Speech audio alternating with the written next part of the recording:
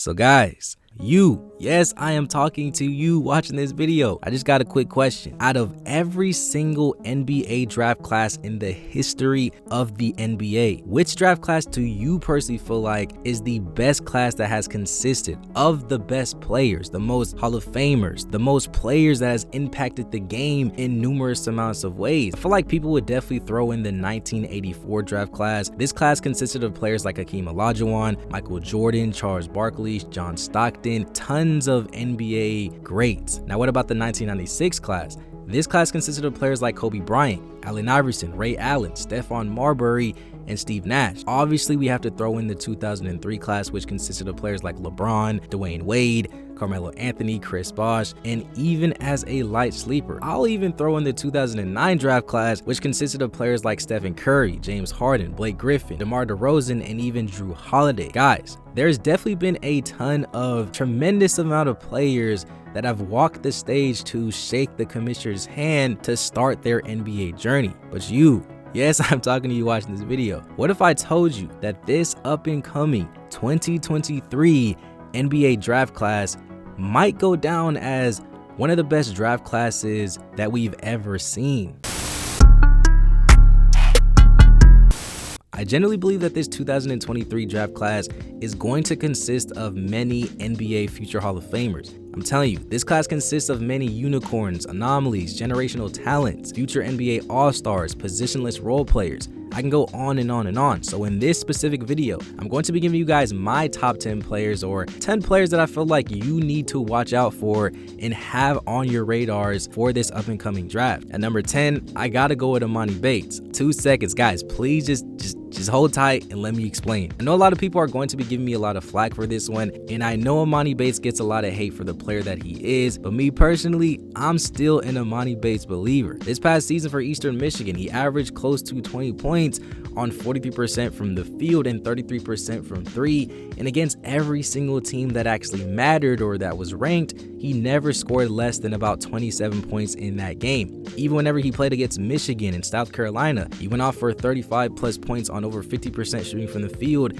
in those games. I'm telling you guys right now, despite what you think about Emoni Bates, I generally feel like you just cannot deny his tough shot making ability, and I think that the fact that he has this skill set and he can be a knockdown three-point shooter for your team, I do feel like that's something that NBA teams are willing to work with if Emoni Bates is willing to accept his role as an NBA player. So you got to look at it from the perspective that his numbers that we currently do see and his averages that he's been putting up, those are pretty much based off of one-on-one situations and him having the green light to essentially do whatever. So imagine whenever he gets on the NBA roster and he gets drafted to the right team, he continues to develop with the right coaching and personnel.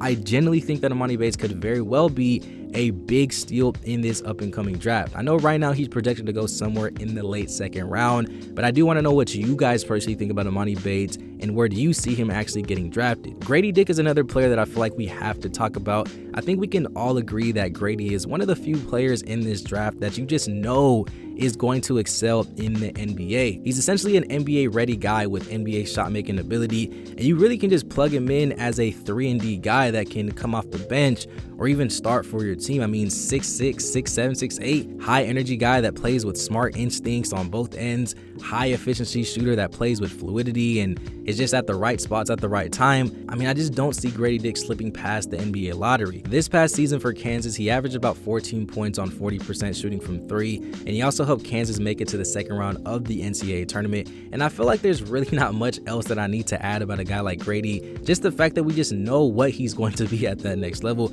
But you watching this video, I do want to know what you think about Grady Dick. Cam Whitmore is easily one of my favorite players in this draft. I think his skill set at this age and the tenacity that he plays with on both sides, you honestly just cannot go wrong with a player like Cam. People don't even realize this kid is still going to be 18 years old whenever he is drafted on draft night. I mean, going into Villanova, I feel like this was the best situation that he could have put himself in, and it was definitely the best decision that he could have made. I think coming out of high school, Cam was just so dominant. He was just bigger and just bulldozing his way to the rim, so it was hard for him to develop the right way, in my personal opinion. I feel like going to Villanova definitely taught him how to play the right way, and we all know how well Villanova develops their players and how well they end up being in the NBA. Like I said, NBA ready body frame, plays with aggression, will try to put somebody on a poster if they jump. Amen and Thompson are two players that I feel like everybody and their mama is excited about. I don't think we've seen two twins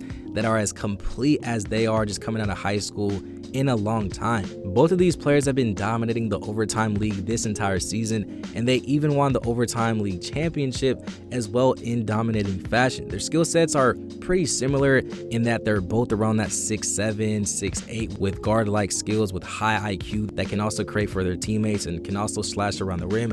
I wouldn't really say that either of these players are knockdown or consistent knockdown shooters in this specific moment in time, but I do think with their skill set and just how they have developed over the years, NBA teams are going to be willing to take the chance and will hope that they will develop, since the NBA is more of a shooter's league. Amen Thompson is the one that's projected to go somewhere in that top 5, while Asur is in the conversation for that 5 to 10 range. Either or, in my personal opinion, both of these players are super exceptional, and I do think that they will be stars in the NBA. And I feel like since they've been playing in that overtime league, it is kind of hard for the average fan to dictate and just understand how great of players that they are. But trust me, once they are able to see them in the NBA, I promise you, their game will be doing the talking.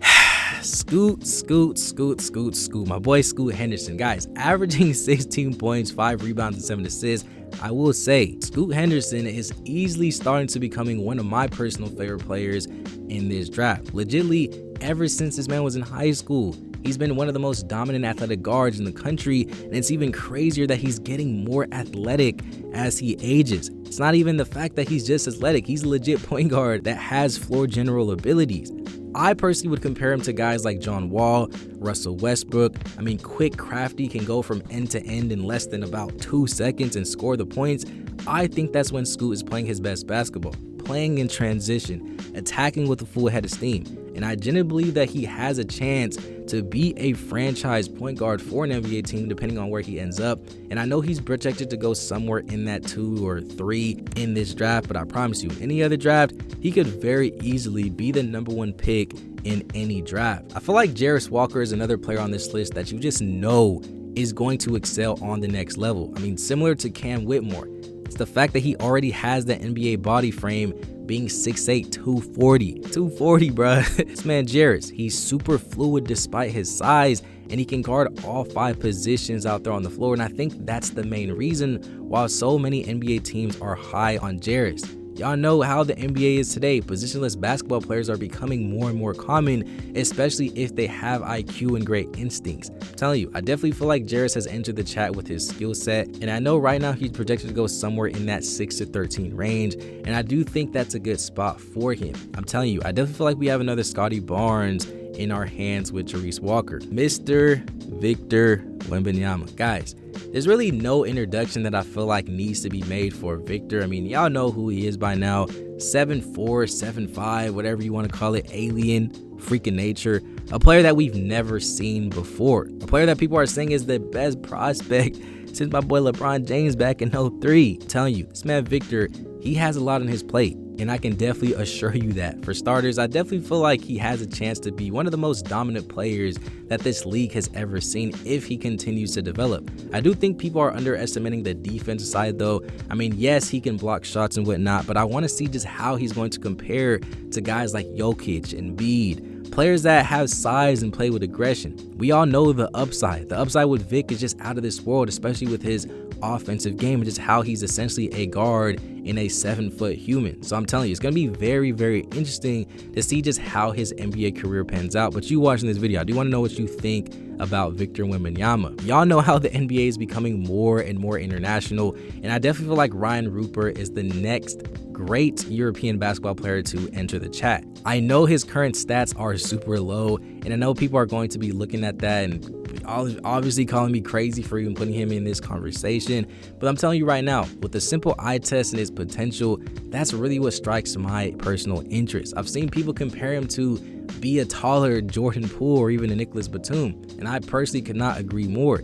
6'7", 7'3", tremendous length, one of the youngest prospects in this class. I feel like he's just that prototypical 3-and-D type of player that can do a ton of great things on the floor. I'm telling you guys right now, do not be surprised if this man Ryan becomes one of the biggest steals in this draft. And guys, boom, finally, I had to save the best for last, and a player that I definitely feel like will, 99% for a fact, will be the best player to come out of this draft. And that man is Mr. Brandon Miller. I generally don't understand how he's not in the same conversation with Victor Wembanyama and Scoot Henderson. The fact that he just has just elite shot making ability, and he is easily hands down the best college basketball player in college right now. You just can't look past that. He can score on all 3 levels. He's a capable free throw shooter. He lives for the moment. His versatility on offense, it's just, he knows how to attack mismatches, and he just does not waste dribbles. I'm telling you right now, I definitely feel like he has a chance to be one of the best prospects in the last few years. I know he's projected to go somewhere in that top 5, but like I said, I wouldn't be surprised if he went number 1 in this draft. Call me crazy, but I personally believe it. Guys, like I said, these are just 10 players that I definitely feel like you watching this video, you need to have on your radars. This class is filled with way more than 10 players, and I really do think this class is as deep as finding players in that second round. But like I said, only time will tell how well these players will ultimately end up. It's a blessing to even be a part of this conversation, or to even get selected or in the conversation of being drafted. So you watching this video, I do want to know what you guys think about this 23 class. Who are your sleepers? Who do you guys think is going to be the best player? Give me your mock draft. Give me some players that you think I need to watch out for. Get in the comments section. Let's get a great basketball conversation started. Make sure to smash the like button, subscribe to the channel if you're new. Yeah, with all that being said, guys, thank you for watching. It's been an episode of Juice Made TV. Peace.